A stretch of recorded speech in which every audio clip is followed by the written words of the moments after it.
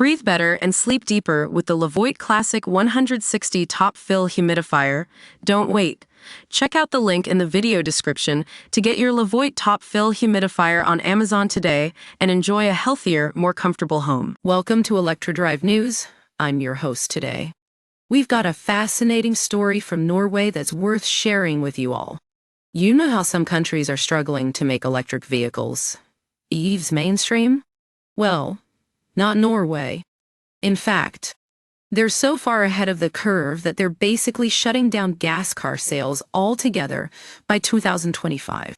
According to recent numbers, an incredible 88.9% of cars sold in Norway were all electric last year, up from 82.4% in 2023.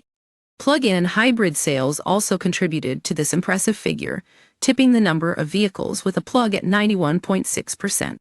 Meanwhile, conventional hybrids made up only 5.3% of the market, while diesel-only and petrol-only cars were virtually non-existent. Now you might wonder what's behind Norway's remarkable success in transitioning to electric vehicles. The answer lies in their clever strategy, which includes high taxes on gasoline vehicles and generous incentives for EVs.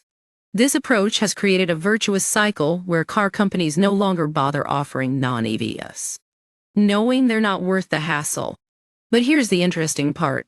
Native Norwegians have made the switch to electric cars, while rental companies catering to tourists are still struggling to keep up. In fact, Hertz recently discovered that some renters just couldn't figure out how to use their EVs. Who knew? As we look at Norway's success story, it's clear that they're following a familiar pattern, the S-curve of technology adoption. They've accelerated over time until they reached high levels of EV adoption. And now they're flattening out for the last few holdouts. This raises an interesting question. What can other countries learn from Norway's experience? As we head towards a future where electric vehicles are increasingly important, it's worth taking a closer look at how nations like Norway have made the transition. And maybe, just maybe, we can pick up some tips on how to make EVs more accessible and appealing to everyone. That's all for today's episode of Electro Drive News. Thanks for joining me on this journey into the world of electric vehicles.